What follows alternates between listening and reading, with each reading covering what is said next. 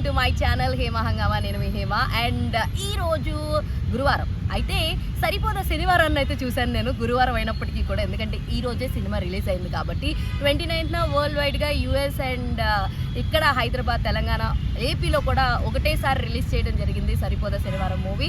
And మనం ముందు నుంచి చూస్తూనే ఉన్నాం కదా, స్టోరీ ఇది అని ఎస్జే సూర్య గారు చెప్పారు, నాని చెప్పారు, అందరూ చెప్పారు. అదే సినిమాలో కూడా ఉందనుకో ఆఫ్ కోర్స్. అయితే మనం చూస్తే ఇప్పుడు దాకా నాని ఎటువంటి ప్రమోషన్స్ ఇంత ఇదిగా అయితే చేయలేదు. బట్ సరిపోదా శనివారానికి మాత్రం సరిపోదనుకున్నాడో ఏమో తెలియదు కానీ అంత ఘనం ప్రమోషన్స్ అయితే చేశాడని చెప్పొచ్చు. ఏమో ఒక్కొక్కసారి అనిపిస్తుంటుంది స్టార్స్ ఎక్కువ ప్రమోట్ చేసేస్తున్నారంటే సినిమా బాగోలేదా అన్న ఫీలింగ్ అయితే వస్తుంటుంది. నాకు కూడా అలా వచ్చింది అనుకో. కాకపోతే సినిమాలో నాకు ఫస్ట్ ఫార్మోస్ట్ నచ్చింది ఏంట్రా అంటే డ్యూరేషన్. 3 గంటలు భయ్యా, సరిపోదా శనివారం అని 3 గంటలు కూడా సరిపోలేదా అన్న ఫీలింగ్ అయితే వచ్చేసింది. చాలా వరకు కొన్ని స్లో సీన్స్ ఉన్నాయి, లాగినట్టు సాగతీసినట్టు అనిపించింది. కానీ మరి తప్పదు కదా, 3 గంటలని పెట్టినప్పుడు 3 గంటలు కూర్చొని చూడాలి కదా కంప్లీట్గా సినిమాని. సో ఓవరాల్గా మనం చూసుకుంటే ఈ సినిమాని మనందరికీ వివేక్ ఆత్రేయ గారు డైరెక్ట్ చేశారు. అంటే సుందరానికి మూవీని డైరెక్ట్ చేసిన ఆయనే ఈయన అనమాట. సో అంటే సుందరానికి మేబీ కలెక్షన్ పరంగా అంత ఆశించినంత స్థాయిలో రానప్పటికీ కూడా నాని ఇంకో ఛాన్స్ ఇచ్చి తన డైరెక్టర్కి ఇలా ఇంకొక ఛాన్స్ ఇవ్వడం అయితే జరిగింది. అండ్ అలా ఛాన్స్ ఇచ్చాడు కాబట్టి ఇలా సరిపోదా శనివారం మూవీ అయితే వీళ్ళిద్దరు కాంబోలో అయితే వస్తుందన్నమాట. ప్రతి ఇంటర్వ్యూలో చూసాం వివేక్ ఆత్రేయ అని చూస్తారు, వివేక్ ఆత్రేయ ఇంకొక షేడ్ చూస్తాం, అది ఇది అని అనుకున్నాం.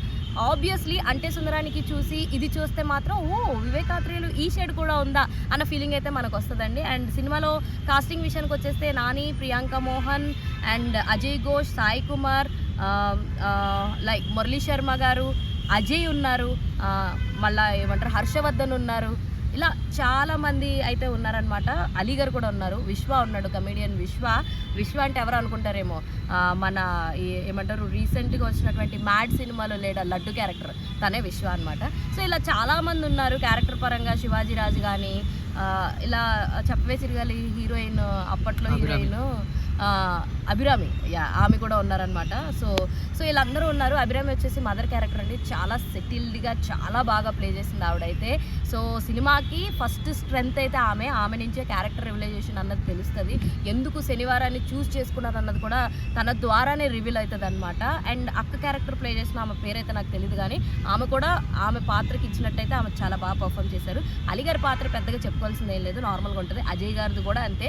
ఈవెన్ దో కాస్త కోస్త అజయ్ ఘోష్ గారి క్యారెక్టర్ కొద్దిగా కొంచెం ఇలా సాగదీసినట్టుగా అనిపిస్తుంది అనమాట.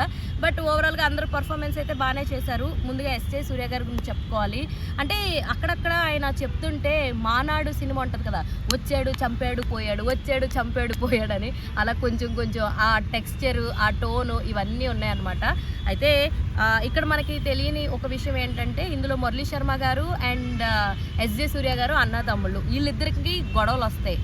వీళ్ళిద్దరు గొడవల వల్ల సోకులపాలెం ఆ విలేజ్లో వాళ్ళని మన ఎస్జే సూర్య అంటే ఇన్స్పెక్టర్ దయా అన్నవాడు నిర్దాక్షిణంగా వాళ్ళని కొడుతూ ఉంటాడు. వాళ్ళు ఎందుకు కొడుతున్నాడు, వాళ్ళ అన్నకి తినికి గొడవ ఉంటే వాళ్ళని ఎందుకు కొడుతున్నాడు, అసలు శనివారమే నాని ఎందుకు చూస్ చేసుకున్నాడు కొట్టడానికి, అసలు నాని దయా ఫేస్ టు ఫేస్ అయిన తర్వాత ఏం జరిగింది, ఇవన్నీ తెలుసుకోవాలంటే మాత్రం మీరు మీ దగ్గర ఉన్న థియేటర్స్కి వెళ్ళి సినిమా చూడాల్సింది. I don't want to reveal any plot, but cinema ఎలా ఉందన్నది మాత్రం మీకు చెప్తున్నాను అనమాట. దాన్ని బట్టి మీరు డిసైడ్ అయ్యి వెళ్తారు అన్న ఉద్దేశంతో.